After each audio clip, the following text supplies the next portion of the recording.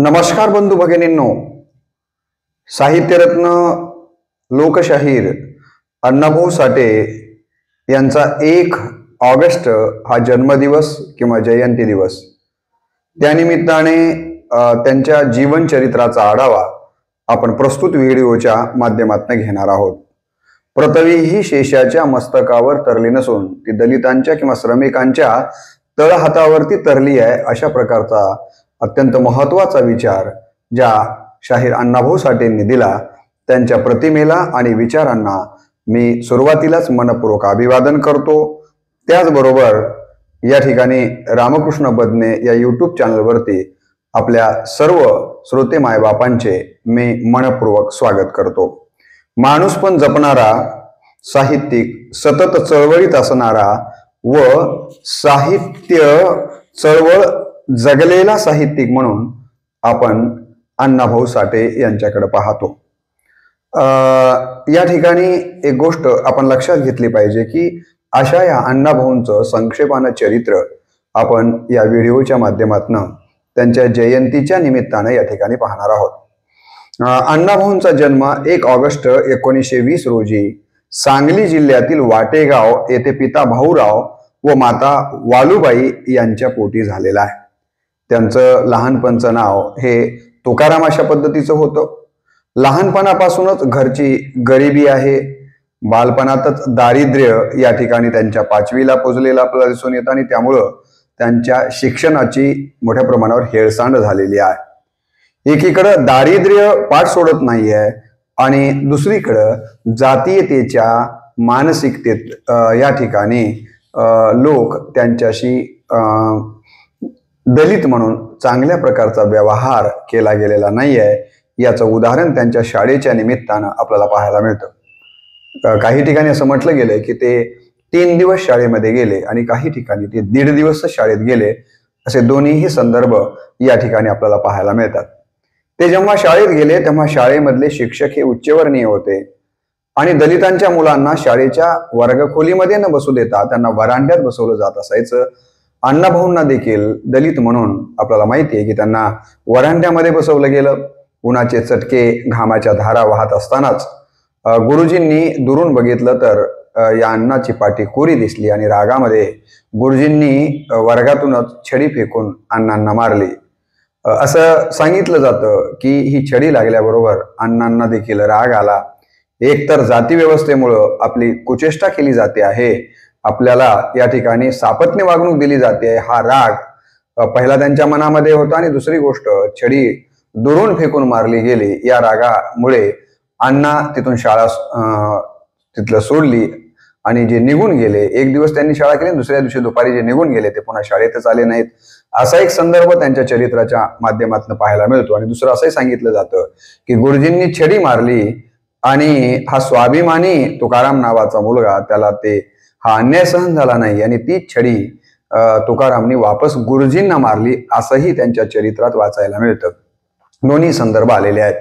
एका अर्थाने ही छडी गुरुजींना त्यांनी परत मारली, म्हणजे ही छडी गुरुजींना मारलेली नव्हती, तर त्या काळातल्या व्यवस्थेवर या ठिकाणी चपराक किंवा व्यवस्थेवर छडी उगारण्याचं काम खऱ्या अर्थानं या तुकाराम यांनी केलेलं आपल्याला बालवयामध्ये पाहायला मिळतं. या अर्थानं आपण या घटनेकडे पाहिलं पाहिजे. घरची गरिबी होती आणि गरिबी असल्यामुळं या ठिकाणी त्यांना अत्यंत दारिद्र्याचा सामना करावा लागलेला आहे. परिवार मोठा होता, आता यांचे पोट कसं भरायचं या सगळी परिवाराचं म्हणून वडील त्या कालावधीमध्ये गावामध्ये तर काही रोजगाराचे साधन उपलब्ध नाही आहेत, म्हणून ते मुंबईला वडील गेलेले आपल्याला पाहायला मिळतात. या तुकारामाला 4 भाऊ बहिणी होत्या. म्हणजेच या ठिकाणी तुकारामजींना 4 भाऊ बहिणी आहेत. जी पहिली बहीण आहे तिचं नाव आहे भागूबाई. तुकाराम म्हणजेच अण्णाभाऊ हे नंबर 2चे आहेत. त्यांना एक भाऊ होता, दुसरा त्याचं नाव होतं शंकर, परंतु तो फार लवकर हे जग सोडून गेला आणि म्हणून 4था एक भाऊ झाला.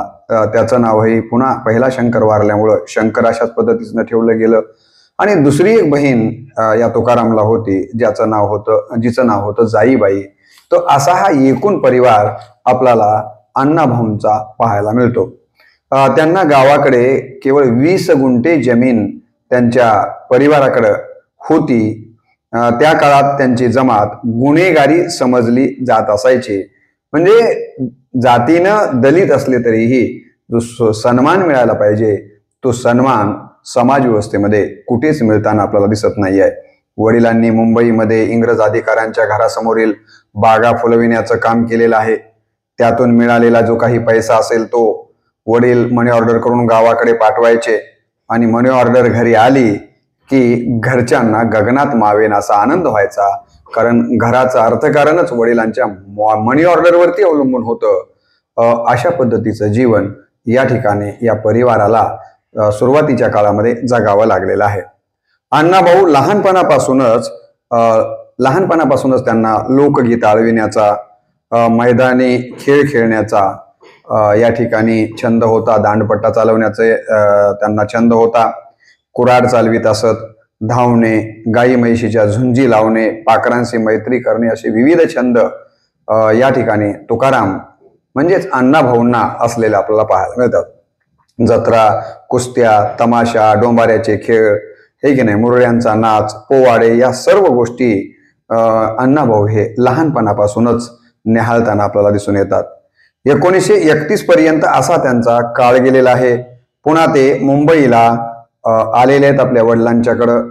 त्यावेळेला मुंबईला आल्यानंतर अण्णाभाऊंनी मुंबईमध्ये कामगारांचं जीवन, मुकपट, विविध राजकीय संघटना यांचं ज्ञान बारकाईनं मुंबईत असताना घेतलं. हे इथे आवर्जून आपण लक्षात घेतलं पाहिजे.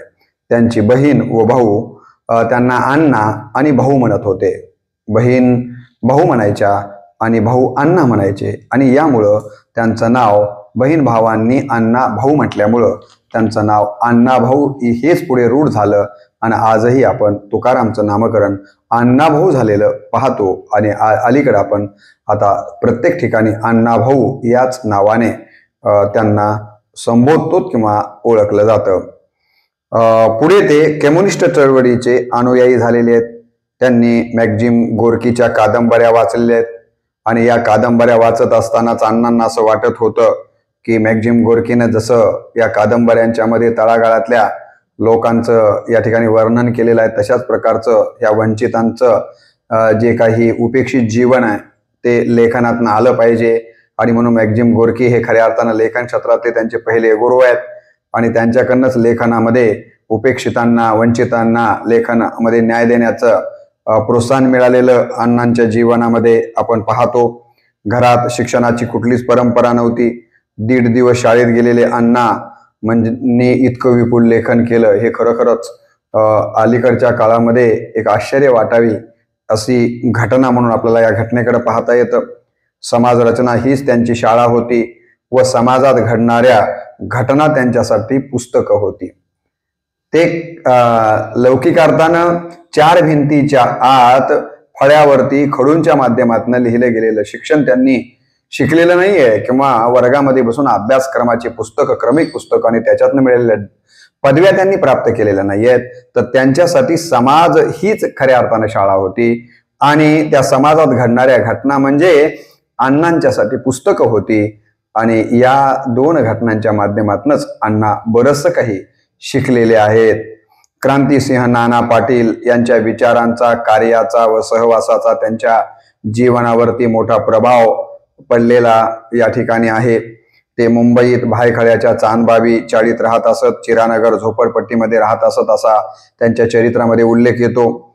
तिथे त्यांनी वॉल पेंटिंगचं काम करणं, हँडबिल वाटणं, मोर्चे काढणं, छोट्या मोठ्या सभेसमोर गोष्टी सांगणं, पोवाडे म्हणण्याचं काम, पोवाडे गायनाचं काम त्यांनी केलेलं आहे. लोकगीत म्हणून दाखविणं, त्याचबरोबर कोळसेवाले म्हणजे कोळशाच्या खाणीत काम केलेलं आहे. कल्याणला घरगडी म्हणून काम केलेलं आहे.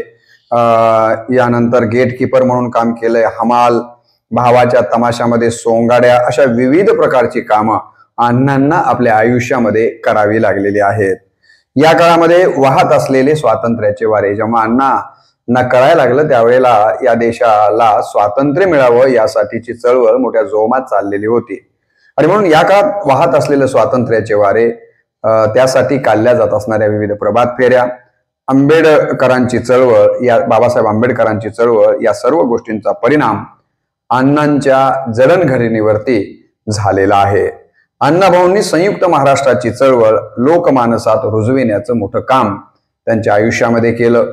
या कामी त्यांना शाहीर अमर शेख, शाहीर दन गव्हाणकर यांचं देखील सहकार्य लाभलेलं आहे. या तिघांनी मिळून या ठिकाणी संयुक्त महाराष्ट्राची चळवळ आणि त्यासाठीचं प्रबोधन करण्याचं मोठं काम केलेलं आहे. त्यांनी मुंबई, मराठवाडा, विदर्भ, कोकण, पश्चिम महाराष्ट्र तसेच सीमा भागात अनेक ठिकाणी आपल्या लालबावटा कला पथकाच्या द्वारे प्रबोधनाचं काम केलेलं आहे. लोकजागृतीसाठी तमाशा व पोवाड्यासारख्या कार्यक्रमातून लोकजागृती घडवलेली आहे. अण्णांनी विपुल लेखन केलं, साहित्य लिहिलं, म्हणूनच आपण त्यांना साहित्य रत्न या पदवीनं विभूषित करतो. कारण अण्णांनी विपुल प्रमाणामध्ये आणि साहित्याच्या विविध विधांच्या मध्ये लेखन केलेलं आहे. त्यांनी असं सांगितलं जातं की 36 कादंबऱ्या, 13 कथासंग्रह, 13 लोकनाट्य, 3 नाटकं, शेकडो लावण्या, पोवाडे या ठिकाणी रचलेली आहे. 7 चित्रपटांच्या बाबतीतही त्यांच्या सांगितलं गेलेलं आहे. तर असं मोठं काम लेखन क्षेत्रामध्ये अण्णाभाऊंनी केलेलं आहे. ते म्हणत असत की मी जे जीवन जगतो, पाहतो व अनुभवतो तेच मी लिहितो, मला कल्पनेचे पंख लावून भरारी मारता येत नाहीये. आणि म्हणून अण्णांच्या साहित्याचं वैशिष्ट्य काय आहे, तर अण्णांनी जे साहित्यामध्ये जे वर्णन केलेलं आहे त्या वर्णनामध्ये कल्पनेचे पंख लावून उडण्याची त्या पात्रांच्या ठिकाणी आपल्याला पाहायला मिळत नाहीये. तर वास्तवात जे जीवन अण्णा जगले किंवा त्या काळातला समाज जो वास्तविक जीवन जगतो आहे ते वास्तविक जीवन अण्णांनी साहित्याच्या आपल्या विविध विधांच्या मधून रेखांकित केलेलं दिसून येतं. भूक हा त्यांच्या चिंतनाचा विषय आहे. त्यांच्या सर्व साहित्यातला मुख्य गाभा जर काय असेल तर भूक हा त्यांच्या चिंतनाचा मुख्य विषय राहिलेला आहे. कारण ही भूक त्यांनी स्वतः अनुभवलेली होती. त्यांच्या कथेतील रामू नावाचं जे पात्र येतं ते पात्र काय म्हणतं बघा, की खायला अन्न नाही, ल्यायाला कपडे नाहीत, हाताला काम नाही, तर मग चोरी करू नये तर काय करावं. रामूच्या तोंडून अण्णा बोलतात की खायला जर आम्हाला भाकरच मिळत नसेल, हे की नाही, ल्यायला कपडेच मिळत नसतील आणि हाताला काम मिळत नसेल तर आम्ही चोरी करू नये तर काय करावं, कारण पोट कसं भरायचं आम्ही. असे या व्यवस्थेनं निर्माण केलेल्या प्रश्नांच्या मुळे आम्ही चोरी करतोय. रामू या पद्धतीनं आपल्या जगत असतानाचं वास्तविक चित्र बोलून दाखवतो आणि हे एका अर्थानं अण्णांनी भोगलेलंच या ठिकाणी जीवन, अनुभवलेलं जीवन, पाहिलेलं जीवन अशा पात्रांच्या मधून अण्णांनी वर्णित केलेलं आहे. त्यांचं साहित्य बंड, क्रांती आणि विद्रोहाची विचारशलाका घेऊन येतं. त्यांच्या साहित्यात विद्रोहाची आग व धग आहे. अण्णांच्या साहित्यामध्ये विद्रोहाची आगही आहे आणि धगही आहे, असं अण्णांचं साहित्य आहे. अण्णांच्या अनेक कादंबऱ्या गाजलेल्या आहेत, ज्यात फकीरा, वारणेचा वाघ, चित्रा, माकडीचा माळ, अलगूज, आवडी व अन्य अनेक कादंबऱ्या ज्या अण्णांनी लिहिल्या त्या आजतागायत मराठी साहित्यामध्ये अत्यंत लोकप्रिय ठरलेल्या कादंबऱ्या आहेत. त्यांच्या फकीरा कादंबरीस महाराष्ट्र शासनाचा पुरस्कारही प्राप्त झाला होता. फकीरा ही कादंबरी त्यांनी परमपूज्य डॉक्टर बाबासाहेब आंबेडकरांच्या झुंजार लेखणीला समर्पित केलेली ही कादंबरी आहे. अण्णांच्या अनेक पुतळे आपण जेव्हा पाहतो तेव्हा अण्णांच्या हातामध्ये जे पुस्तक दाखवलं गेलेलं आहे ते म्हणजे फकीरा हीच कादंबरी आहे. आणि अत्यंत दर्जेदार आणि वास्तविक चित्र रेखाटलेली ही कादंबरी फकीरा खरं तर आपण प्रत्येकाने वाचावी अशी ही कादंबरी आहे. अण्णांनी कथासंग्रहाच्या म्हणजे कथेच्या प्रांतामध्ये देखील खूप मोठं काम केलेलं आहे. 1945च्या जवळपास अण्णांनी कथालेखनाला प्रारंभ केलेला आहे. ढासाळलेल्या बंदुका, गजाड, कृष्णाकाठच्या कथा, बरबाद्या कुंजारी अशा प्रकारच्या अनेक कथा अण्णांच्या लेखनीतनं प्रसवित झालेल्या आपल्याला पाहायला मिळतात. खुळेवाडी हा त्यांचा कथासंग्रह देखील प्रकाशित झालेला आहे. भिवा आणि शिवा, रामू, कोंबडी चोर, भूमक्या, भूताची सोबत यासारख्या त्यांच्या काही कथा अत्यंत लोकप्रिय आहेत. अभावग्रस्त, उपेक्षित समाजात जन्माला येऊनही अण्णाभाऊ भारताचे, भारतीय जनतेचे कल्याण, मंगल इच्छित होते. लक्षात घ्या की जीवन जगत असताना अण्णांच्या जीवनामध्ये काय अभावग्रस्तता आहे, उपेक्षितता आहे, असं असताना देखील अण्णाभाऊंनी मात्र भारताचं आणि भारतीय जनतेचं कल्याण झालं पाहिजे, त्याचं मंगल झालं पाहिजे, याच प्रकारची इच्छा त्यांच्या साहित्यातनं व्यक्त केलेली दिसते. अण्णा खरं तर बंडखोर मानले जातात, पण त्यांची बंडखोरीची जातकुळी ही ज्ञानेश्वर महाराज आणि विद्रोही तुकाराम महाराज यांच्याशी जुळणारी बंडखोरी आहे. ज्याप्रमाणे आपल्याला माहिती आहे की 13व्या शतकामध्ये आध्यात्मिक लोकशाही निर्माण करण्यासाठी त्या ठिकाणी बंडखोरी पहिल्यांदा जर कोण केली असेल तर ज्ञानेश्वर माऊलींनी केली, आणि त्यानंतर 17व्या शतकामध्ये संत तुकाराम महाराजांनी देखील विद्रोह त्यांच्या साहित्यातनं व्यक्त केलेला आहे. बंडखोरी एका अर्थानं विद्रोही तुकाराम म्हणून आपण त्यांच्याकडे पाहतो. आह साळुंखे सरांनी त्याच्यावरती एक पुस्तकच लिहिले, विद्रोही तुकाराम. तर अशा पद्धतीची बंडखोरी म्हणजे संत ज्ञानेश्वर महाराज आणि संत तुकाराम महाराजांच्या बंडखोरीशी साम्य असलेली बंडखोरी आपल्याला अण्णाभाऊंच्या कडे पाहायला मिळते. वयाच्या 15व्या वर्षापर्यंत अक्षराची धड ओळख न झालेला अण्णाभाऊ नावाचा झोपडपट्टीमध्ये राहणारा दलित मुलगा मराठी साहित्यातील युग परिवर्तनकारी फकीरा कादंबरीचा लेखक म्हणून रशियापर्यंत मान सन्मान मिळवतो. ही घटना मराठी भाषेच्या कादंबरी विश्वात खरोखरच आश्चर्यकारक घटना आहे. म्हणजे तुम्ही खूप चांगलं लेखन करतायत, तुमच्या जर घरात तशी परंपरा असेल, तसं अनुकूल वातावरण असेल तर त्याचं काही मोठेपण वाटत नाही.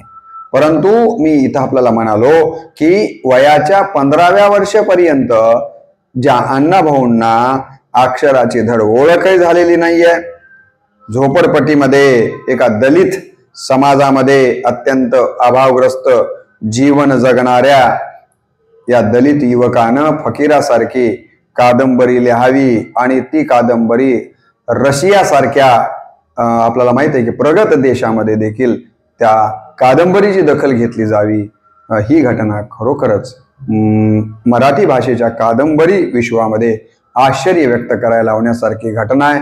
आणि म्हणून अण्णांचं मोठेपण यातनं आपण अधोरेखित केलं पाहिजे. ज्यांनी 15 पोवाडे लिहिलेले आहेत त्यापैकी 10 पोवाडे त्यांचे आज आपल्याला सापडतात. त्यात स्टॅलिनचा पोवाडा आहे, लेनिनग्राडचा पोवाडा आहे, मुंबईचा पोवाडा, ही काही पोवाडे फार प्रसिद्ध पोवाडे म्हणून आपल्याला त्याचा उल्लेख करता येतो. कविता आणि माझा रशियाचा प्रवास हे देखील त्यांचा प्रवास वर्णन करणार अत्यंत दर्जेदार अशा प्रकारचं पुस्तक अण्णांच्याकडनं प्रकाशित झालेलं आहे.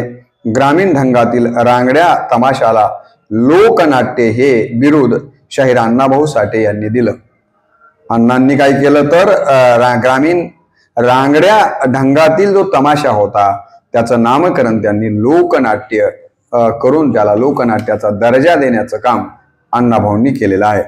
अण्णाभाऊंनी छत्रपती शिवरायांचं चरित्र रशियापर्यंत पोवाड्यातून पोहोचविण्याचं काम केलेलं आहे, जे की पुढे रशियन भाषेमध्ये देखील भाषांतरित झालेलं आहे. आणि तिथल्या राष्ट्राध्यक्षाकडून त्यांचा या कामी सन्मान देखील 16 ऑगस्ट 1947 झालेला आहे. म्हणजे अण्णांनी राजे छत्रपती शिवरायांना पोवाड्याच्या माध्यमातून रशियापर्यंत नेऊन पोहोचवण्याचं काम केलं. यावरून अण्णांचं साहित्य क्षेत्रातलं काम किती मोठं राहिलेलं आहे, ज्यामुळे आपण त्यांना साहित्य रत्न या पदवीनं या ठिकाणी उल्लेखित करतो. खरं तर त्यांच्यासाठी ही पदवी देखील कमी पडावी इतकं मोठं काम अण्णांनी केलेलं आहे. ते म्हणाले होते की ये आजादी झूठी है देश की जनता, ये आजादी झूठी है देश की जनता भूकी है, असा नारा त्यांनी शिवाजी पार्कवरती स्वातंत्र्याच्या नंतर 16 ऑगस्टला दिलेला होता. 16 ऑगस्ट 1947 त्यांनी काय नारा दिला होता? ये आजादी झूठी है देश की जनता भूकी है. आणि म्हणून असलं स्वातंत्र्य गरीब माणसाला न्याय देईल असं वाटत नाहीये, कारण जोपर्यंत या देशातल्या गरीब माणसाची भूक घालवण्यासाठीचे काही आपण कार्यक्रम हाती घेत नाहीये, त्यासाठी प्रयत्न करत नाहीयेत, तोपर्यंत या स्वातंत्र्याला काही अर्थ नाहीये, असं स्वातंत्र्याच्या दुसऱ्याच दिवशी अण्णांनी मुंबईच्या या ठिकाणी शिवाजी पार्कवरती सांगितलेलं होतं. आणि आजही आपण पाहतो स्वातंत्र्य मिळून 75 वर्ष उलटून गेले तरी आपण पाहतोय की गरीब अधिकच गरीब बनत चाललेला आहे आणि श्रीमंत अधिक श्रीमंत होत असताना आपण पाहतो आहोत. आणि म्हणून मला वाटतं मराठीतले कवी नामदेव ढसाळकर कोणीतरी म्हणाले की स्वातंत्र्य हे कोण्या गाढविणीचं नाव आहे. हे उद्रेक कवीच्या अंतःकरणातनं शब्दांच्या वाटेबाहेर का पडतो, तर कारण या स्वातंत्र्याची फळं म्हणून एक कवी असं म्हणतो की स्वातंत्र्याला झाला स्वार्थाचा क्षय आणि नागड्यांना न्याय मिळेच ना, अशी स्थिती या स्वातंत्र्याची आहे. अण्णांनी त्याच वेळेला असलं हे अधूर स्वातंत्र्य काही कामाचं नाही, झूट आहे, खोटं आहे स्वातंत्र्य, असं जे भाकीत केलं होतं, आज 75 वर्षाच्या नंतर देखील ते आपल्याला खरं होताना दिसत आहे. त्यांचे अनेक साहित्य इतर भाषांच्या मध्ये भाषांतरित झालेलं आहे. जवळपास 27 अभारतीय भाषांच्या मध्ये त्यांचं साहित्य भाषांतरित झालं. यावरून त्यांच्या साहित्याचा दर्जा किती श्रेष्ठ होता हे गोष्ट आपल्याला इथं अधोरेखित करावी लागते.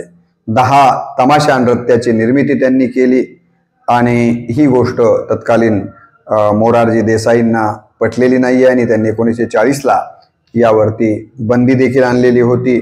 परंतु या बंदीला न जुमानता तमाशाचं नामांतर मी यापूर्वी सांगितलं लोकनाट्यामध्ये त्यांनी केलेलं आहे आणि अशा पद्धतीचं काम अण्णांच्या हातून झालेलं आहे.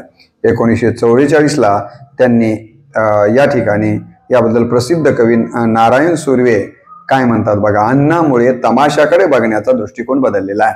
नारायण सुर्वेंनी सांगितलं की तमाशाकडं महाराष्ट्रीयन लोक वेगळ्या दृष्टीने पाहत असायचे, पण अण्णांनी तमाशाचं रूप लोकनाट्यामध्ये केलं आणि तमाशाला एक दर्जा प्राप्त करून देण्याचं काम अण्णांनी केलं. आणि म्हणून नारायण सुर्वे म्हणतात की अण्णांमुळे तमाशाकडे बघण्याचा दृष्टिकोन बदलला. मुंबईतील अर्थवैषम्य किंवा जगण्यातील विषमता त्यांनी त्यांच्या साहित्यामधून अत्यंत वास्तविकपणे वर्णित केलेले दिसते. ते म्हणतात एका रचनेमध्ये, मुंबई उंचावरी मलबार हिल इंद्रपुरी, मुंबई उंचावरी मलबार हिल इंद्रपुरी, कवी कुबेराची वस्ती तिथे सुख भोगती, कुबेराची वस्ती तिथे सुख भोगती, परळात राहणारे रात्रंदीन राबणारे, परळात राहणारे रात्रंदीन राबणारे, मिळेल ते खाऊन घाम गाळती. एकीकडे परळामध्ये राहणाऱ्या माणसांना मात्र रात्रंदीन काम करून घाम गाळून देखील त्यांना व्यवस्थित पोट भरता येत नाहीये. ही परिस्थिती परळातल्या लोकांची आहे, मुंबईतल्याच एका वस्तीमध्ये. आणि दुसरीकडं मलबार हिल मध्ये मात्र कुबेराची वस्ती आहे आणि तिथं सगळ्याच प्रकारचे इंद्रपुरी सारखे सुख भोगणारी लोक त्या ठिकाणी आहेत. म्हणजे एकाच शहरामध्ये काम करणारी माणसं उपाशी आहेत, घाम गाळून, दुसरीकडे काम न करता सगळ्या सुख सुविधा त्यांच्या पायाशी लोळण घालतायत. असे ही मुंबई या ठिकाणी हे द्विधा चित्र त्यांनी त्यांच्या रचनेतनं व्यक्त केलेलं आपल्याला दिसतं. अण्णाभाऊ साठे यांनी संयुक्त महाराष्ट्रासाठी लढा उभा केला, याचा उल्लेख मी यापूर्वी आपल्या समोर केला. 1 मे 1960ला मुंबईसह महाराष्ट्र राज्य बनलेलं आहे. पण त्यांना जे अपेक्षित होतं ते बेळगाव आणि कारवार हा सीमा भाग महाराष्ट्रात येऊ शकला नाही, तो कर्नाटकातच राहिला. याचं दुःख अण्णांना वाटलं आणि त्यातूनच त्यांनी माझी मैना गावाकडे राहिली हे छकड लिहिलेलं आहे. म्हणून ही तर जी त्यांच्या छकडमध्ये आलेली मैना आहे ती कोणी त्यांची प्रियसी किंवा पत्नीच्या रूपानं नाही आहे, तर बेळगाव आणि कारवार हे दोन्हीही सीमा भागातली अत्यंत महत्वाची अशी काही गावं जी महाराष्ट्रामध्ये या ठिकाणी समाविष्ट व्हायला पाहिजे होती, ती झाली नाहीत. आणि याच्याबद्दलचं प्रेम, त्या भागाबद्दलचं आणि याबद्दलचं दुःख व्यक्त करताना त्यांनी माझी मैना गावाकडे राहिली या प्रकारची रचना असलेली आहे, जी फार लोकप्रिय अशा प्रकारची रचना आहे की माझी मैना गावाकडे राहिली, माझ्या जीवाची होती या कायली, माझी मैना गावावर राहिली, माझ्या जीवाची होती या कायली, ओठी व बांधा रंग गव्हाला, कोरी चंद्राची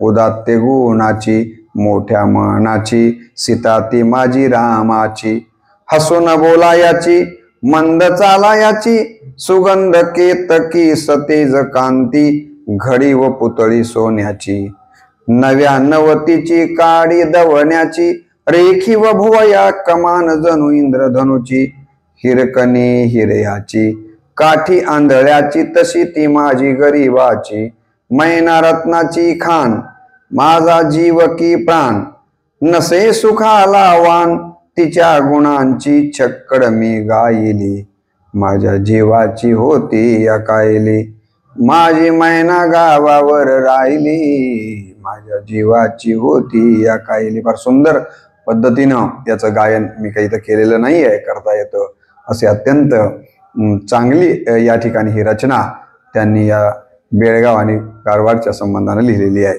केवळ कल्पकथेचे कृत्रिम डोळे लावून जीवनातील सत्य दिसत नसतं, ते सत्य हृदयानं मिळवावं लागतं. अशा भूमिकेतून लेखन करणाऱ्या अण्णाभाऊंनी आपल्या साहित्यसृष्टीत विविध स्तरावरील माणसे आपल्या साहित्यात रेखाटलेली आहेत, ज्यामध्ये सत्तू भोसले, फकीरा मांग, बरबाद्या कंजारी, नाथा पाटील, विष्णुपंत कुलकर्णी, व्यंकू माकडवाला, जमीनदार, सावकार, वैजयंत ही तमाशगिरीन अशा विविध स्थितीतील माणसं आपल्या साहित्यातून रेखाटण्याचं काम अण्णांनी केलेलं आहे. त्याचबरोबर 1958ला मुंबईत भरलेल्या पहिल्या दलित साहित्य संमेलनाचं उद्घाटन करताना जे अण्णांनी उद्गार काढले होते, ज्या उद्गाराचा या ठिकाणी उल्लेख मी या व्हिडिओच्या प्रारंभीच केला. कोणते उद्गार काढलेले होते त्यांनी? 1958ला मुंबईत भरलेल्या पहिल्या दलित साहित्य संमेलनाचे उद्घाटक म्हणून बोलताना ते म्हणाले होते, पृथ्वी ही शेषाच्या मस्तकावर तरले नसून ती दलितांच्या किंवा श्रमिकांच्या तळहातावर तरली आहे. अत्यंत महत्वाचा विचार आणि प्रस्थापित विचारांना या ठिकाणी बाजूला सारून वास्तविक विचार देण्याचं काम म्हणून अण्णांचं साहित्य हे अशा पद्धतीचं आपल्याला पाहायला मिळतं. अण्णाभाऊंचं लेखन हे जीवनदृष्टी व वाङ्मय दृष्टी व्यक्त करणारं साहित्य आहे. अण्णांचं लेखन कशा पद्धतीचं राहिलेलं आहे, त्याच्यातनं जीवनदृष्टी आणि वाङ्मय दृष्टी त्यांच्या लेखनातून आपल्याला पाहायला मिळते. बाबासाहेबांच्या विचारांचा प्रभाव अण्णांच्या विचारांवरती झालेला आहे आणि म्हणून अण्णा लिहितात, जग बदल घालून घाव सांगून गेले मला भीमराव. डॉक्टर बाबासाहेब आंबेडकरांच्या बद्दल काय म्हणतात ते? जग बदल घालून घाव सांगून गेले मला भीमराव, गुलामगिरीच्या या चिखलात, गुलामगिरीच्या या चिखलात ऋतून बसला का ऐरावत, ऋतून बसला का ऐरावत, अंग झाडूनी निगबाहेरी, अंग झाडूनी निगबाहेरी, घे बिनीवरती धाव, जगल बदल घालून घाव सांगून गेले मला भीमराव, जग बदल घालून घाव सांगून गेले मला भीमराव. या ठिकाणी अशा पद्धतीनं डॉक्टर बाबासाहेब आंबेडकरांच्या विचारांचा प्रभाव म्हणून मार्क्सवादाकडनं आंबेडकरवादांकडं बाबासाहेबांच्या विचारांचा मोठा प्रभाव अण्णाभाऊंच्या जीवनावर झालेला या रचनेतनंही आपल्या निश्चितपणे लक्षात येतो. त्यांनी जी लिहिलेली वारणेचा वाघ नावाची कादंबरी आहे, त्या कादंबरीच्या प्रस्तावनेमध्ये आपल्या लेखनाबद्दल काय म्हणतात बघा. आपण जे जीवन जगतो त्या जीवनात आपला व आपल्या पिढ्यांचा जन्म झाला, ज्या जीवनाचा आपण रोज अनुभव घेत आलो आहोत, ज्या जीवनाचा आपण रोज अनुभव घेत आलो आहोत, तेच जीवन जगणारी बहुसंख्याक जनता, त्या जनतेचे विशाल जीवन, तिची जगण्याची धडपड, तिचा संघर्ष, त्याच जनतेत वावरणारे उदात्त विचार हे सारे आपल्या लिखाणातून जनतेपुढे मांडावे अशा मोहाने प्रेरित होऊन मी आजपर्यंत लिहित आलो आहे. आपल्या लेखनाची प्रेरणा कोणती राहिलेली आहे याबद्दल वारणेचा वाघ या कादंबरीच्या प्रस्तावनेमध्ये अशा प्रकारचं मत अण्णा व्यक्त करतात. अण्णांनी जे लेखन केलं ते स्वांत सुखाय नव्हतं, तर ते बहुजन हिताय आणि बहुजन सुखाय होतं. गोस्वामी तुलसीदास म्हणाले होते की मी जे काही हे लेखन केलं ते स्वांत सुखाय केलं, परंतु अण्णांचं तसं नाही आहे. अण्णांनी स्वांत सुखाय स्वतःला आनंद वाटावा म्हणून त्यांनी लिहिलेलं नाही आहे, तर बहुजनांना सुख मिळावं आणि बहुजनांचं हित व्हावं हा दृष्टिकोन डोळ्यासमोर ठेवून अण्णांनी लेखन केलेलं आहे. अण्णा पारंपरिक विचारसरणीत अडकलेले नाही आहेत, म्हणून तर ते म्हणाले ना की पृथ्वी ही शेषाच्या मस्तकावर टिकलेली नाही आहे. हा विचार काय सांगतो की अण्णा पारंपरिक विचारसरणीमध्ये अडकले नाही आहेत. आजपर्यंत काय सांगितलं जातं की पृथ्वी ही शेषाच्या मस्तकावर आहे, परंतु अण्णांनी पहिल्यांदा हे मत खोडून काढून सांगितलं की नाही, पृथ्वी ही शेषाच्या मस्तकावर तरलेली नाही आहे, तर ती दलितांच्या किंवा श्रमिकांच्या तळहातावर तरलेली आहे. म्हणजे त्यांनी पारंपरिकतेला छेद देण्याचं काम केलं. आणि म्हणून मी असं म्हणतो की अण्णा पारंपरिक विचारसरणीत अडकले नाहीत, कारण ते प्रखर बुद्धिवादी होते बुद्धिवादाला त्यांनी अत्यंत महत्वाचं स्थान दिलेलं आहे. अण्णांनी गरिबांचा विश्वव्यापी वेदनेला आपल्या साहित्यातनं विराट रूप देण्याचं काम केलेलं आहे. अण्णा हे मानवतेचे निस्सीम भक्त आहेत. अण्णा कुणाचे भक्त आहेत? मानवतेचे निस्सीम भक्त अण्णा आहेत. त्यामुळे प्राध्यापक जे.बी. शिंदे सर त्यांच्याबद्दल काय म्हणतात बघा. प्राध्यापक जे.बी. शिंदे सरांनी अण्णांच्या मानवतेबद्दल आणि लेखनाबद्दल आणि एकूणच त्यांच्या दृष्टिकोनाबद्दल लिहिलं. ते म्हणतात, मानवता त्यांच्या शब्दाशब्दातून दिसे प्रकटून ठाई ठाई. मानवता त्यांच्या शब्दाशब्दातून दिसे प्रकटून ठाई ठाई. मराठी भाषेचा सच्चा उपासक, मराठी भाषेचा सच्चा उपासक, मानवता भक्त अण्णाभाऊ, मानवता भक्त अण्णाभाऊ. अशा पद्धतीनं अण्णांच्या बद्दल प्राध्यापक जे.बी. शिंदे सर लिहितात. अण्णाभाऊ म्हणत, स्वतः अण्णाभाऊ काय म्हणतात ते बघा. साहित्यिकानं आपल्या साहित्यावर वाघिणीसारखं प्रेम करावं. अण्णाभाऊ नेहमी म्हणत असायचे की साहित्यिकानं आपल्या साहित्यावरती वाघिणीसारखं प्रेम करायला पाहिजे. वाघिणीचं एखादं पिलू अशक्त निघालं तर ती त्याचा नाश करते, म्हणजे ती त्याला मारून टाकते. त्याप्रमाणे साहित्यकाराने देखील स्वतःच्या चुका गिळून ते समृद्ध करण्याचं काम केलं पाहिजे. काय केलं पाहिजे तर कमकुवतपणा साहित्यकांनी ठेवायचा नाहीये. कमकुवतपणाला, चुकांना टाळायचंय आणि समृद्ध होऊन वंचितांच्यासाठी आणि उपेक्षितांच्यासाठी आपण लिहिलं पाहिजे, असं अण्णा नेहमी सांगत असायचे.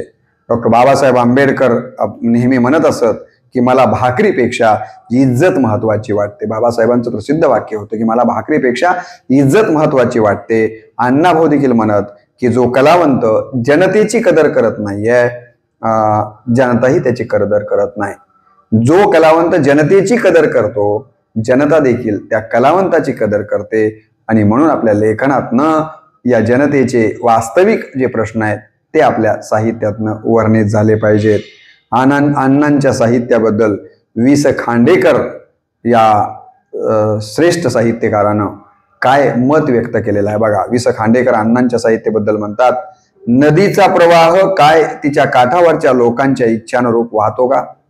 नदीचा प्रवाह काय तिच्या काठावरच्या लोकांच्या इच्छानुसार वाहतो, पण त्यानं कितीही वेळी वाकडी वळणं घेतली तरीही त्याच्या भोवतालचा भाग तो पिकवीत जातो. कलावंतांचं देखील तसंच असतं. अण्णाभाऊंचं लेखन कार्य याच प्रकारचं आहे, असं वि. स. खांडेकर म्हणतात. मार्क्सवादी तत्वविचारांचा प्रभाव, डॉक्टर बाबासाहेब आंबेडकरांच्या विचारांचा प्रभाव आणि स्वतंत्र प्रतिभाशक्ती या आविष्कारातून एक वेगळ्याच रसायनाचं साहित्य अण्णांनी निर्माण केलं. म्हणूनच या शाहिराचा जय जयकार काल होता, आज आहे आणि उद्या देखील राहील, असं अण्णांच्या कार्याबद्दलचं सर्टिफिकेट वि. स. खांडेकर देतात. यावरून अण्णांचं कार्य किती मोठं आहे हे आपल्या लक्षात येतं. विटेकरांनी त्याबद्दल लिहिलेलं आहे, अण्णाभाऊंच्या साहित्यात मानवी मूल्य जागोजागी आढळतात. अण्णाभाऊंच्या साहित्यामध्ये काय आढळतं जागोजागी? तर मानवी मूल्य जागोजागी आढळतात. त्यांनी आपल्या माणसांचा स्वाभिमान रेखाटला. अण्णांनी आपल्या साहित्यातनं काय केलं तर आपल्या माणसांचा स्वाभिमान रेखाटण्याचं काम केलं. लढवय्येपणा चितारलेला आहे, लढवय्येपणा चितारण्याचं काम केलेलं आहे. त्यांच्या आयुष्यात आशावाद निर्माण केलेला आहे. कुणाच्या? अण्णांच्या साहित्यात जे जे पात्र येतात त्या पात्रांच्या मध्ये अण्णांनी आशावाद निर्माण करण्याचं काम केलं. जगण्याची जिद्द निर्माण केलेली आहे त्या पात्रांच्या मध्ये. आणि मला असं वाटतं की हेच त्यांच्या साहित्याचं खरं सार आहे, असं त्यांच्या साहित्याबद्दल ते सांगतात. डॉक्टर कराडे त्यांच्या अण्णाभाऊंच्या लेखनाबद्दल काय म्हणतात बघा. गणपती वंदन, गणपती स्तवन, कृष्ण पेंद्याचं आगमन, कथेतील राजा राणी या पात्रांची गच्छंती करून त्या जागी शेतकरी, सावकार, कामगार, पुढारी ही पात्र त्यांनी आणलेली आहेत. आणि कथा विचार म्हणून काळा बाजार, सावकाराचा जाच, गिरणी कामगारांचं शोषण, पुढाऱ्यांची निर्डावलेली सराईत आश्वासनं अर्थात भूलथापा, निवडणुकीतील घाणेरडे राजकारण हे नवे विषय कालानुरूप त्यांनी या ठिकाणी आपल्या साहित्यात आणलेले आहेत. तमाशातील स्त्रीचं जे ओंगळ प्रदर्शन केलं जात होतं ते थांबवून तिला सभ्य विचार करण्याचा या ठिकाणी सभ्य दाखवण्याचं काम त्यांनी केलेलं आहे. तिला सन्मान देण्याचं काम त्यांनी केलेलं आहे आणि म्हणून अण्णांचं साहित्य हे श्रेष्ठ आहे असं त्यांच्याबद्दल सांगितलं जातं. अण्णाभाऊ हे तसं पाहिलं तर कलंदर कलावंत होते. कलंदर कलावंत कोणाला म्हटलं जातं की जो कलावंत जगत असताना गरीब माणसाच्या गरिबीची जाणीव त्याला होते. अण्णांच्या बद्दल कलंदर कलावंतचं एक उदाहरण दिलं जातं की अण्णा भाजी खरेदीला गेले. भाजीपाला त्या ठिकाणी विक्री करणाऱ्या माणसाला त्यांनी विचारलं ही भाजी कशी दिली, तर तो भाजी विकणारा म्हणला की समजा 20 रुपये किलो दिली. तर अण्णा म्हणाले अरे 20 म्हणजे कमी होतात, तुला ही भाजी उत्पन्न करायला 40 रुपये लागतात, मी ती 40 रुपयाला घेणार आहे. आणि अण्णांनी 20 रुपये किलो म्हणलेली भाजी 40 रुपये किलोनं घेतली. आपण मात्र काय करतो, त्यानं 20 रुपये किलो म्हटलं तर 15 रुपये द्या, 10 रुपयानं द्या म्हणतो. परंतु कलंदर कलावंत असा असतो की त्याला जीवन जगणाऱ्या लोकांच्या व्यथा आणि वेदना आपल्या वाटतात आणि त्या वेदनेतनं व्यथेतनं त्या माणसाला बाहेर काढण्याचं काम जो कलावंत करतो त्याला कलंदर कलावंत म्हटलं जातं. अण्णा अशापैकीतलेच एक होते. दुसरं उदाहरण अण्णांच्या जीवनातलं असं आहे की बंगाली सिनेमामध्ये अण्णांनी काम केलं. त्यातील एक दृश्य असं होतं की दुष्काळ पडलेला आहे, जमिनीला भेगा पडलेल्या आहेत आणि त्या ठिकाणी त्यांना तहान लागलेली आहे. तो आपल्या पंचाद्वारे त्या भेगेतून, त्या जमिनीच्या भेगेतून पाणी घेण्याचा प्रयत्न करतो व त्यातच तो गतप्राण होतो. असा त्या सिनेमातला सीन होता आणि ह्या अभिमानाने एवढा चांगल्या पद्धतीने केला अण्णांनी अभिनय की त्याच त्यांना गोल्ड मेडल, सुवर्ण पदक मिळालं. जेव्हा ते सुवर्ण पदक घेऊन निघाले जाण्यापूर्वी त्या संयोजकाला त्यांनी प्रश्न केला की याची किंमत काय असेल. त्यावेळेला संयोजकांनी अण्णांना वेड्यात काढलं की अरे एवढा मोठा पुरस्कार मिळालाय आणि हा माणूस काय करतोय तर या गोल्ड मेडलची किंमत पैशामध्ये मोजतोय. वेड्यात काढला अण्णांना. परंतु अण्णांच्या डोक्यात वेगळाच विचार चाललेला होता. अण्णांनी काय केलं तर ते मेडल विकलं आणि मंदिराच्या समोर बसलेल्या भिकाऱ्यांना त्या मेडलमधून आलेल्या पैशातनं जेवू घातलं आणि ज्या अभिनयावर मला हे मिळालेलं आहे त्यांच्यासाठीच मी ते पैसे खर्च केले याचं समाधान अण्णांना वाटलं. असं जीवन जगणारे जे असतात त्यांना कलंदर कलावंत म्हटलं जातं. अण्णा अशाच प्रकारचे कलंदर कलावंत होते जे की अनेक कलावंत मी आणि माझं एवढ्यापुरतं जीवन जगताना आपण पाहतो. का कोणाच ठाऊ अण्णांच्याकडं पाहिलं आणि अण्णांचं नाव उच्चारलं की डोळ्यासमोर महारथी कर्ण निश्चितपणे उभे राहतात.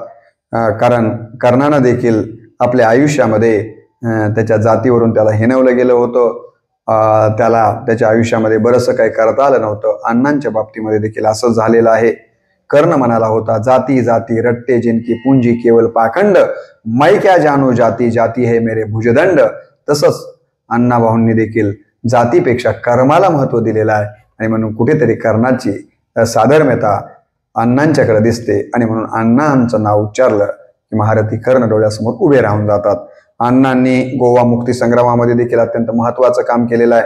अण्णाभाऊंची प्रकृती जेव्हा शेवटला बिघडली ही बातमी रशियात तिथले जे पंतप्रधान जे काही प्रमुख असतील राष्ट्रप्रमुख ख्रुश्चेव यांना कळालेली आहे की अण्णाभाऊंची तब्येत बिघडलेली आहे. कुठं कळालं रशियामध्ये. आणि तिथले राष्ट्रप्रमुख ख्रुश्चेवनी लगेच हे कळाल्याबरोबर भारताचे तत्कालीन पंतप्रधान पंडित जवाहरलाल नेहरूंना फोनद्वारे विचारणा केली की अण्णाभाऊंची तब्येत कशी आहे. तोपर्यंत नेहरूंनाही काही गोष्ट माहिती नव्हती.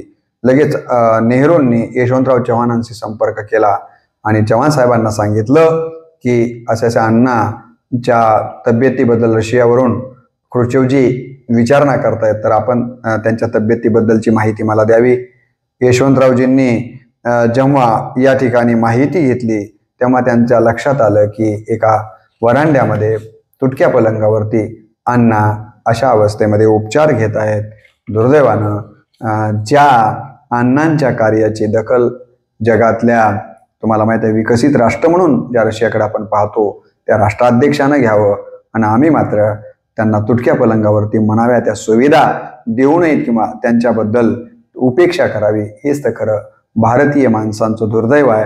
अण्णांच्या बाबतीमध्ये देखील असंच घडलेलं आपल्याला पाहायला मिळतं. आणि असा या अण्णा आजारातनं पुढे आपल्याला माहिती आहे की 18 जुलै 1968 हे जग सोडून गेलेले आहेत. त्यांना एकूण 49 वर्षाचं आयुष्य मिळालेलं आहे. अण्णांना मधुकर, शांता आणि शकुंतला असे 3 अपत्य असल्याचं सांगितलं जातं. अण्णांनी माझा रशियाचा प्रवास यातील एक फार सुंदर प्रसंग जो इथं मला सांगण्याचा मोह होतोय तो त्यांनी लिहिलेला आहे. ते जेव्हा रशियाला गेल्याच्या नंतर तिथील एका शिक्षकाला अण्णांनी प्रश्न विचारला होता की या देशामध्ये निरक्षरांची संख्या किती आहे.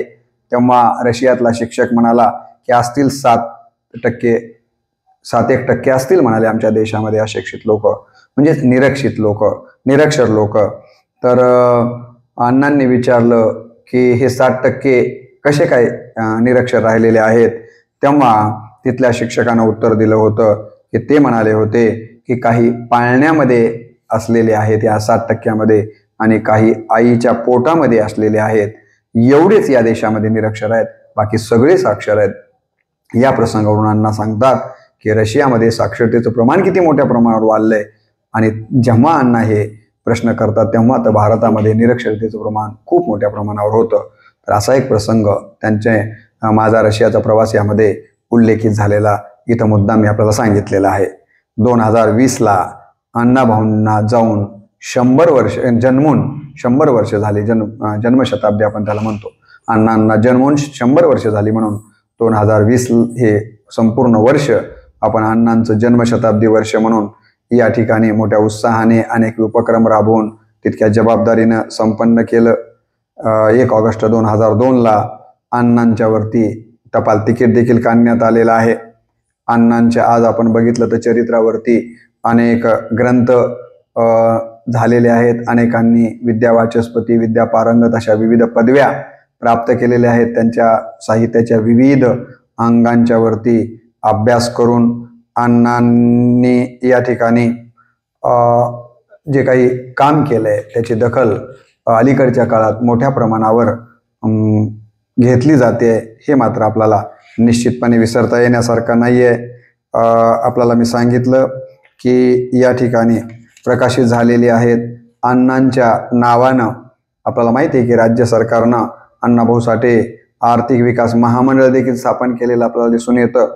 अनेक शैक्षणिक व अन्य संस्थांना अण्णांची आज नावं दिलेली आपल्याला पाहायला मिळतात. ज्या मुखेडला मी राहतो त्या मुखेडमध्ये माजी मंत्री कैलासवासी मधुकररावजी घाटे साहेब यांनी आपल्या महाविद्यालयाला साहित्यरत्न शाहीर अण्णाभाऊ साठे असं नाव दिलेलं आहे. अशा विविध शैक्षणिक संस्थांना आज महाराष्ट्रभर अण्णाभाऊंचं नाव दिलेलं आपल्याला पाहायला मिळतं. अनेक नगरांना, चौकांना, प्रतिष्ठानांना अण्णांचं नाव दिलं गेलेलं आपल्याला मार्गांना नाव दिलेलं आपल्याला पाहायला मिळतं. त्यांचे गाव पातळीपासून ते महानगरापर्यंत अनेक पुतळे आपल्याला स्फूर्ती मिळावी म्हणून उभे केलेले आहेत. खरे तर त्यांना असं मागणी केली जाते आणि ती काही चुकीची असं मला वाटत नाही की अण्णांचं इतकं मोठं काम आहे की त्यांना भारतरत्न किंवा ज्ञानपीठ पुरस्कारानं आपण सन्मानित केलं पाहिजे. त्यांच्या कार्याची दखल घेतली गेली पाहिजे आणि असं जर घडलं तरच त्यांचा खऱ्या अर्थानं जन्मोत्सव साजरा करून त्यांच्या कार्याला किंवा त्यांच्या कार्याप्रतीची कृतज्ञता आपण सर्वांनी व्यक्त केलं असं होईल.